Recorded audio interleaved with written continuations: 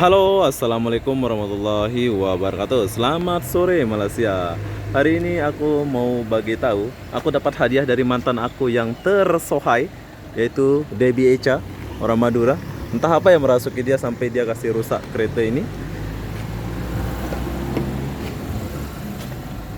Wah, hancur bos. Gila. Bukan itu aja ya.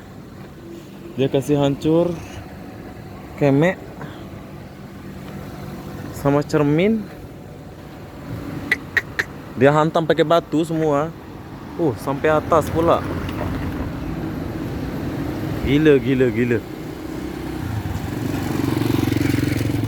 Sampai dia lempar ke sini tadi juga. Dia lempar.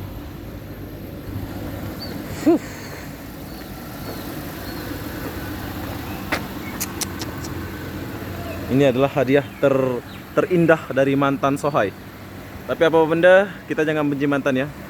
Ikhlaskan yang sudah, benda semua boleh kita buat. Mungkin dia terlalu sakit hati apa gimana, aku nggak tahu. Intinya di sini jangan benci mantan walaupun dia jahat. Selamat bahagia mantan. Bye bye. Ini hadiah terindah darimu.